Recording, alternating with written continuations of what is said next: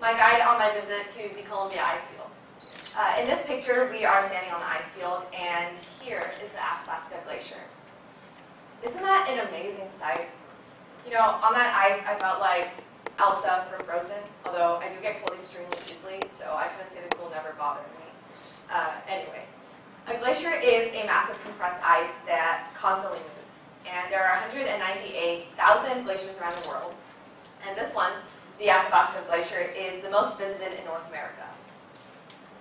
In just 125 years, this glacier has retreated 1.5 kilometers and lost over half of its volume. And in the next 150 years, there will be no Athabasca Glacier any longer, leaving us with this. These are bees dead because of the colony collapse disorder, which is when bees leave their hives for reasons that we can't really explain. And we've lost around 43% of hives in the last decade. Pesticides and mites are some of the reasons that these bees are disappearing, but the other, which will become more prominent in the future, is, of course, climate change. There's three main reasons that this happens. First, bees lose their habitats and can't migrate as easily to cooler climates, which they're going to need to do because of rising temperatures. Two, a single cool night can kill off all of their larvae. And finally, trees, who don't feel temperatures as easily as bees do, start flowering before there are enough worker bees, meaning that there aren't enough to make honey for the winter. It may not seem like a lot, but if bees disappear, you'll never be able to eat most of your favorite foods again. Apple pie, gone. Watermelon, gone. Brussels sprouts, I mean, yeah, you probably don't like that, but that's gone too. And while some things are vanishing, others will make a not-so-welcome comeback. This is a human pandemic believed to have vanished more than 70 years ago. However, there is a serious concern that such diseases can make a comeback and cause a huge pandemic. The root cause studies showed a link between the return of cholera and rising temperatures, plus climate pattern changes around the globe. This pandemic has the potential of reaching northern parts of the world that have never even seen cholera before, such as Hudson's Bay in Canada or the west coast of Ireland. Just take a second and look at all of these elements that are being affected by climate change. Natural wonders like glaciers, coral reefs, fish, plants, animals, humans, every single one of us living the consequences of human ignorance and negligence. The result? Our planet, our home, is dying a slow death. Now I ask you, is that ethical? I mean, never is it okay for one of us to suffocate another human being, regardless of their race, religion, or gender. Then why, as a global community, are we accepting the suffocation of our planet, of all of us? Fighting for climate change is fighting for human rights, or the animal rights we so often croon over. It's fighting for the basic needs of every living thing on this planet. We, the future generation, have to embrace this principle. We don't want our politicians deciding our fate, do we? There should not be any discussion on whether climate change is real or not. That's a bridge that we have crossed long ago. It's time to embrace this as an ethical fight. And if we don't, what if each one of us does not contribute? What if we make this our children or our grandchildren's problem? What happens in 100 years? Well, the answer is nothing like it is today. Ever imagine the Statue of Liberty submerged? Well, the Union of Concerned Scientists of the United States published a report on many national monuments and cities at risk due to climate change. And around these submerged cities, which will happen in a matter of decades, the common mode of transportation will be boats and not cars. Or how about jellyfish salad, dandelion hummus, and algae pudding for dinner? This is artist Ali Wis's Flooded dinner spread, which shows a dystopian dinner party to drive home the impacts of climate change. I believe that there is only one way for us to reclaim our planet, and that's by making this an ethical fight. Together, we can all take steps and make an effort to stop it once and really for all, for every single one of us. So here's what you can do, whether it's now or in the future, to take your part in our journey in any climate change. To start off, you need awareness.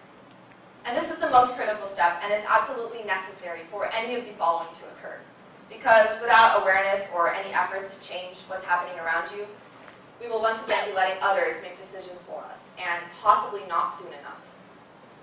This includes making green choices like recycling and composting, using reusable bags, taking shorter showers, or simply voting for candidates that have made a good plan to fight climate change. These are probably things that you've always been told, and hopefully you do them by now. But if you don't, it's never too late to start for the better. Additionally, these are things that don't need much effort to do, but they can still have a huge impact if everyone did them together. Activism follows awareness, which is when not only are you making conscious choices to become more eco-friendly, but you are actually going out and taking action against climate change. And I categorize activism into 4 major paths. First, you have political engagement, which is advocating for policies beneficial to the environment, or someday going into politics as a career to initiate those changes.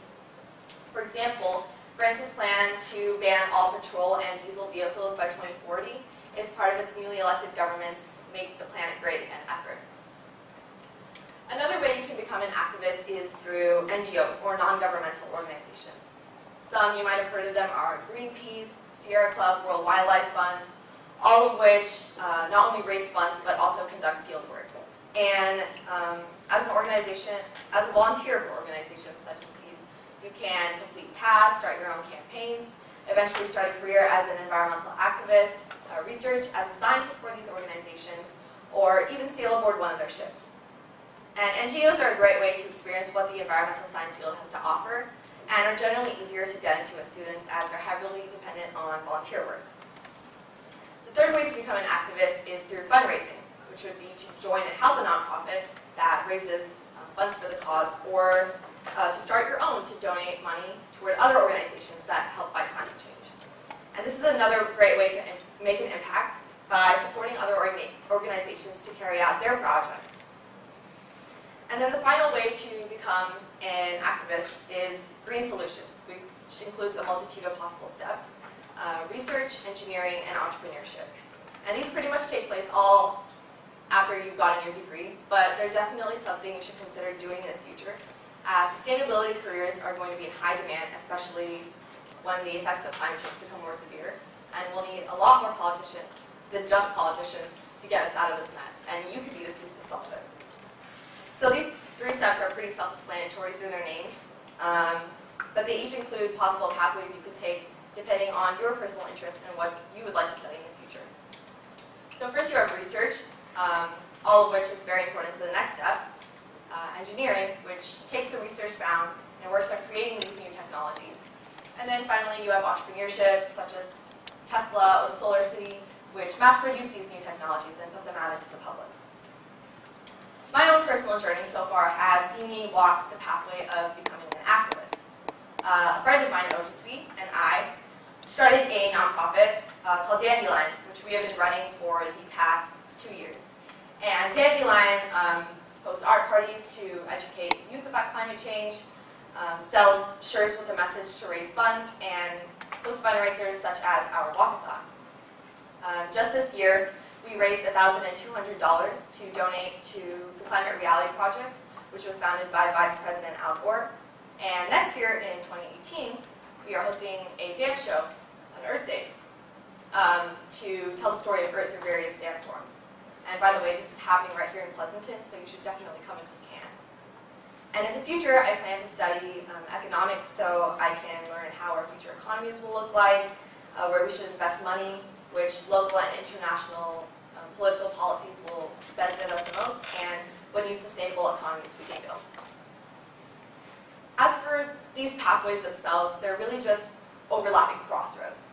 There's no single clear path for one's fight against the next biggest challenge of all of mankind.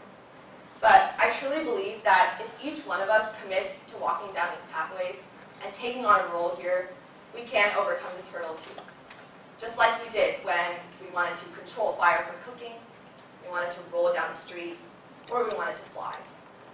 Yes, we don't know what our solution is going to be, and it's not an easy problem to solve. But with all of us on the same side, I have no doubt that we, Generation Z, will reclaim our planet for us and for many, many generations to come. Thank you.